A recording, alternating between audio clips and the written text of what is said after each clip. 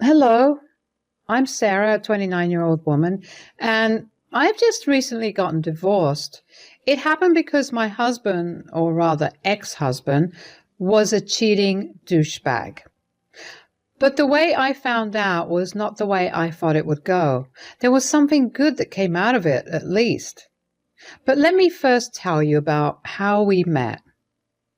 I met Gavin at a bar. He happened to be there for some work-related party. He was the one that approached me, and he pretty much kept me company the entire night. I must admit that I was very insecure about myself, so to get that much attention from a man was nothing short of an ego boost.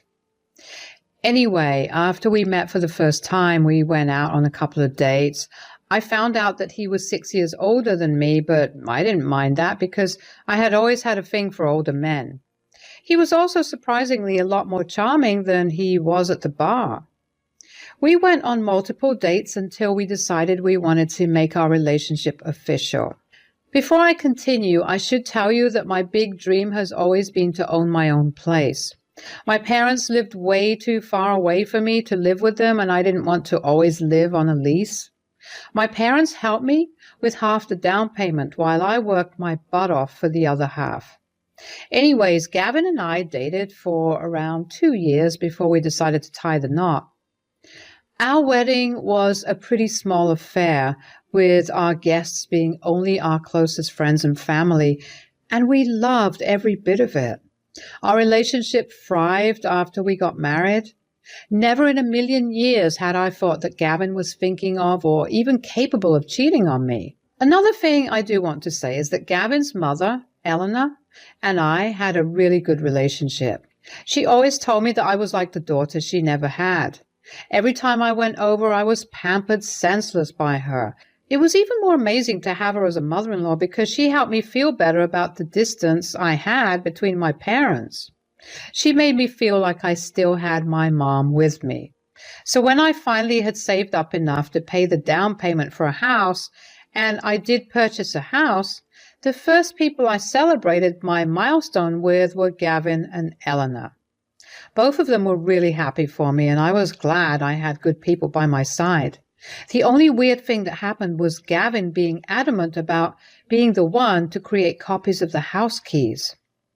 I didn't think much of it because I just thought that Gavin wanted to lighten my workload or something.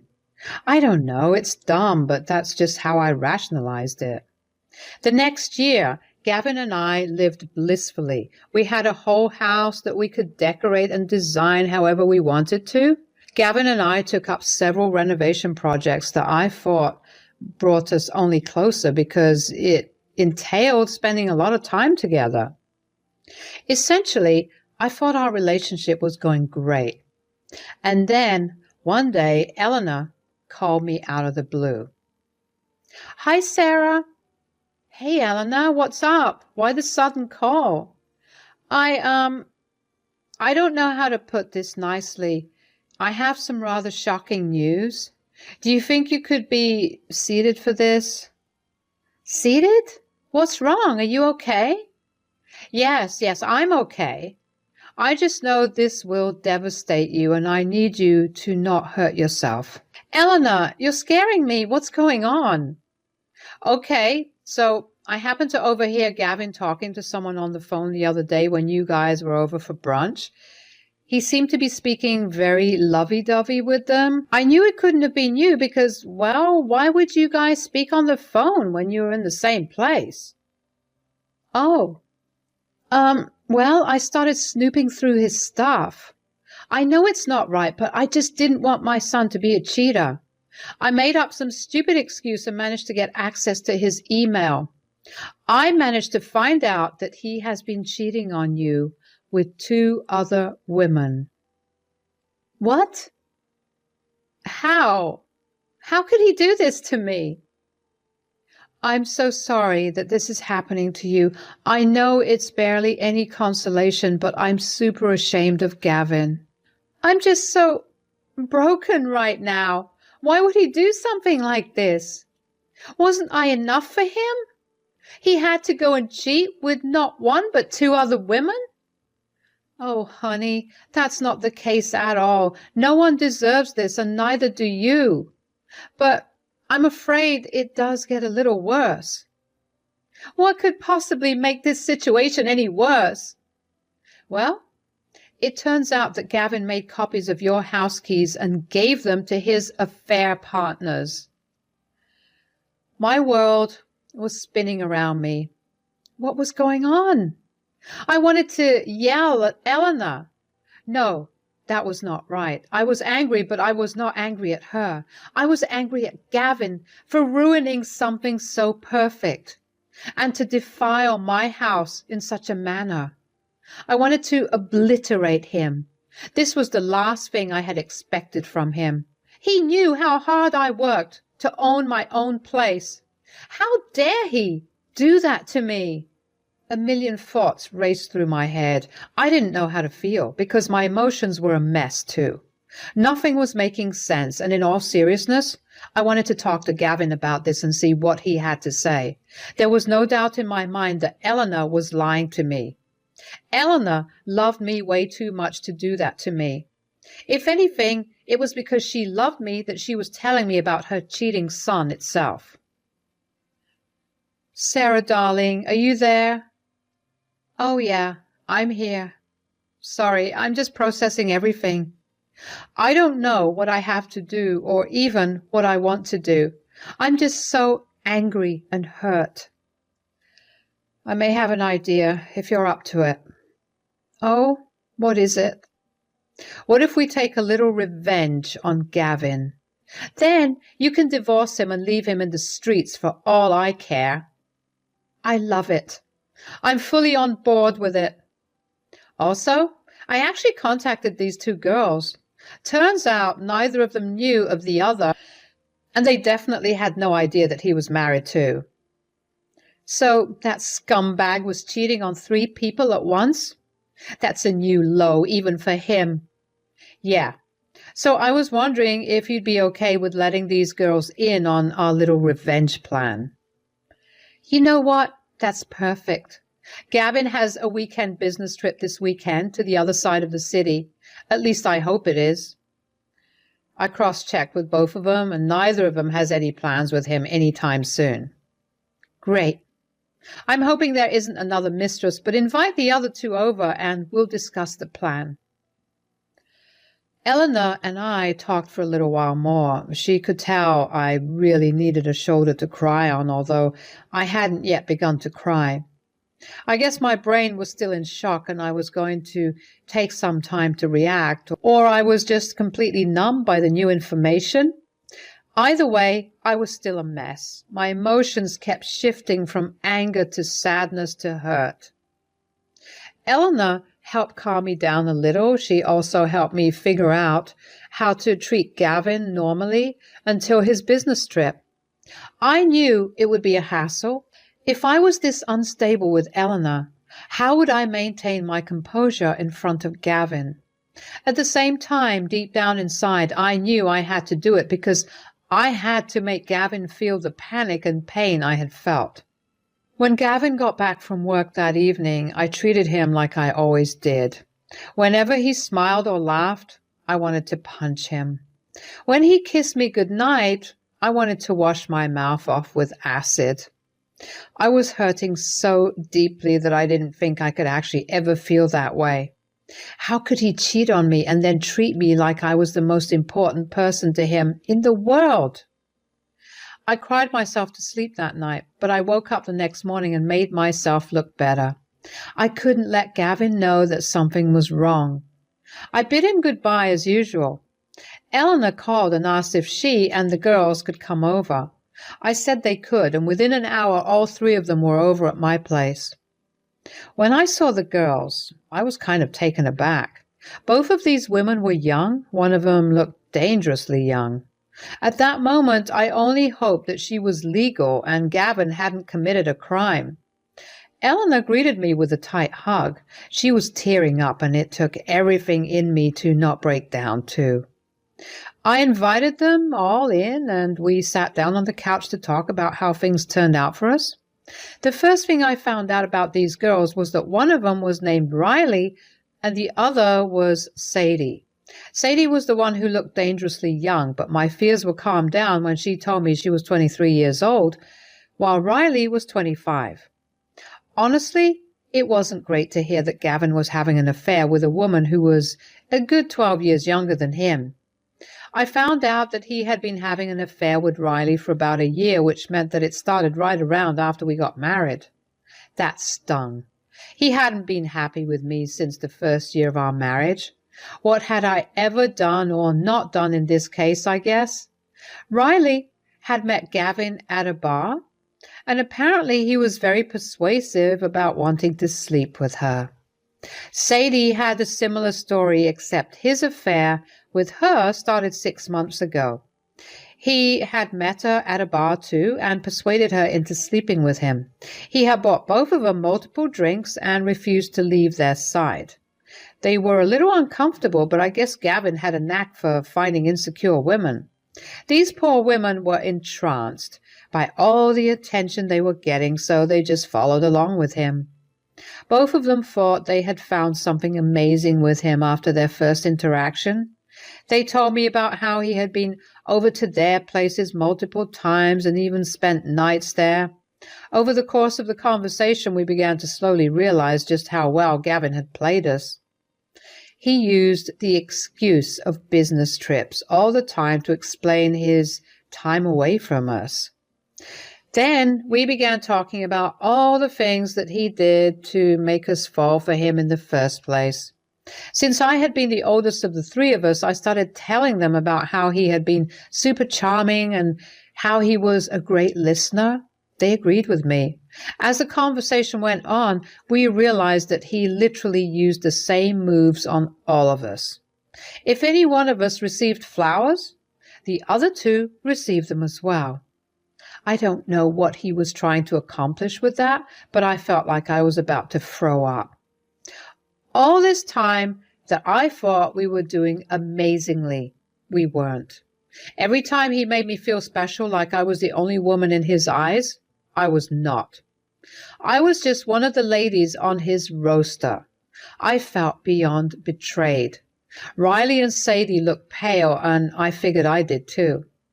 We kind of just sat in silence for a while as we processed everything we had learned. Eleanor was the one to break the silence and bring us back to earth. Wow, okay, so my son is the scum of the earth, but we're not here to discuss that. Eleanor? No, I get it. I know you guys are hurt and you feel betrayed. I may not have the same relationship with my son, but to an extent, I feel those emotions too.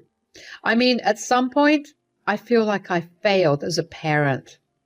You are and were an amazing parent. You raised him with good values, but at the end of the day, it was his decision to make these choices. He's a grown adult who's capable of making his own decisions. Thanks, sweetie. But my point is, what are we going to do about this? To be completely honest, I want to beat him up. I can't believe I wasted an entire year on this douchebag. I second the beating him up. Cheating is the one thing that I can't stand. Look, I want to do the same, but that won't do him any good. Sarah's right. We need to come up with a plan. We're going to need him to feel panic and betrayal. Okay. How about I call him this weekend and tell him I'm at your place? Oh, I could do the same. Yeah, and since he'll be away, he'll be panicking about our meeting. And what if he does manage to make it back home that night? We'll just be sitting inside, home, and looking like we're the best of friends. That's smart. That will definitely make him sweat even more. Yeah, then you can slap him with the divorce papers, and we can, well, slap him if we feel like it. I won't stop you guys from doing that. And if it's any consolation, we signed a prenup. So when we get divorced, he'll literally have nothing. That makes me feel really good. He deserves nothing, and I'm glad he'll get what he deserves. Good. Now we have a plan in place. Sarah, let's get your divorce filed, and then we'll work out the rest of the plan.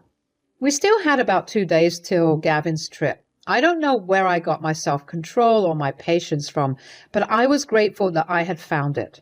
I managed to keep the act up regardless of every instinct I had to confront him.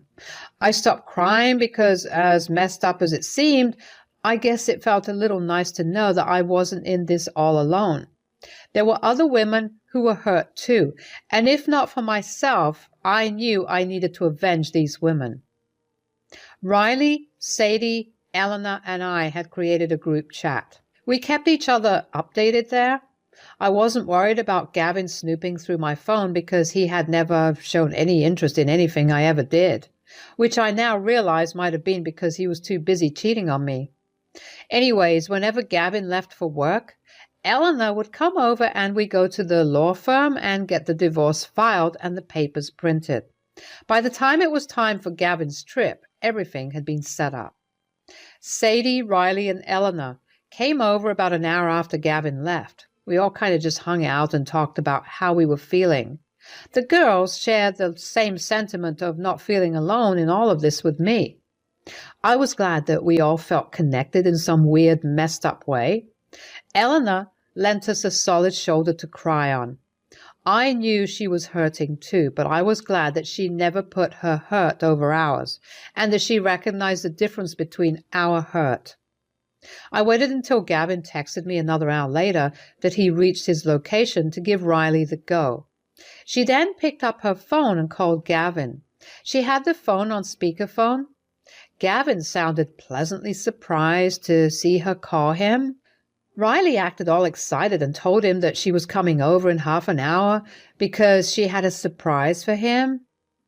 Gavin sounded a little frantic. He kept trying to convince her not to go, but Riley was adamant and told him that she would be there before hanging up. Sadie waited about 15 minutes before she called Gavin. Unlike when Riley called, Gavin sounded snappy when he picked up Sadie's call. He asked her what she wanted, and she replied that she was 15 minutes away from the house. She told him that she would wait for him inside. If Gavin was just a little frantic before, now he was fully panicking. He once again tried to tell Sadie that he was out of town and asked her not to go there, but Sadie told him she walked long enough and she was tired and she just wanted to rest. She hung up the phone on him before he could get a word in. I have to admit, I felt this huge rush of adrenaline after this. Just the thought of how much Gavin must have been panicking sent a rush of happiness and satisfaction all throughout my body. I couldn't wait to see his face when he got back. Since the big part of our plan was done, we decided to make ourselves some drinks to make what was about to happen even more entertaining. When the drinks began to kick in a little, we all couldn't help but laugh at how stupid Gavin was to give both of them copies of the keys to my house, especially when I literally worked from home. Somehow and somewhere along that time that we waited for Gavin to return, we began to heal a little. We began to see the truth and accept the reality of Gavin, and it felt refreshing. About 2 hours after we had called Gavin, we heard his car pull up in the driveway. By that point, we were pretty tipsy and unable to contain our excitement. Eleanor had been the one who reminded us that we needed to act well. We put on our best sober faces and readied ourselves to face Gavin and tear him down. Gavin quite literally burst through the door. "Babe, what's going on here?" "Oh, I invited your mom over." "Yeah, that's cool, but what about the other people here?" "Them? These lovely women showed up at my place and they seemed to know you, so I invited them in." "You never told me that you had such a pretty wife." "Me either." "Right, maybe it's time you leave." "Don't be rude, Gavin. I taught you better. Besides, we were having a girls' night. Why are you here?" "Yeah, why are you here? I thought you were away on a business trip." "A business trip? Is that why you couldn't spend time with me this weekend, even though we always spend time together every third weekend?" "Oh my God, he does that with you too." "Me too." "Look, guys, no. Don't want to hear anything. I just want you out of my house. That's when I saw Gavin cry for the first time. He began crying and begging me not to leave him.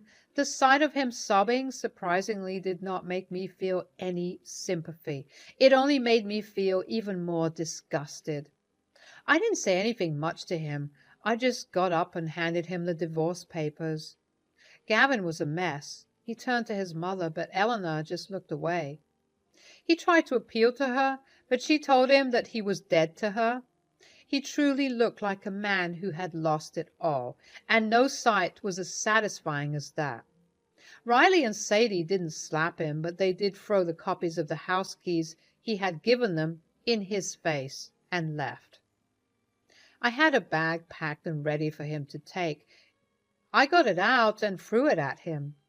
I told him he had 5 minutes to leave or I would get the cops involved. He left after that. I just sat down after that and finally cried again. This time Eleanor held me and both of us cried at the loss of someone who was so dear to us. An hour after Gavin left, my phone began to blow up with calls and messages from him. Every single text only made him seem more pathetic to me. In the next few months, my divorce would be finalized. Eleanor was a true rock for me in that time. Gavin's desperation turned into spite, and he tried his hardest to contest the divorce and get something from me. But I had him sign an ironclad prenup before we got married, so he got nothing out of the divorce other than a large bill to his lawyer. Anyway, I didn't really keep tabs on what happened to him, and neither did Eleanor. The one positive thing that came out of this whole experience was the new friends I made. After the divorce got finalized, Riley, Sadie, and I went out to a bar to party as a final screw you to Gavin. We got a lot closer, and even though it's still a bit of a sore subject, we managed to find the humor in our shared experience. I guess the experience just showed me how life can take so many unexpected turns, but if you have the right people by your side, every unexpected turn can lead to something beautiful.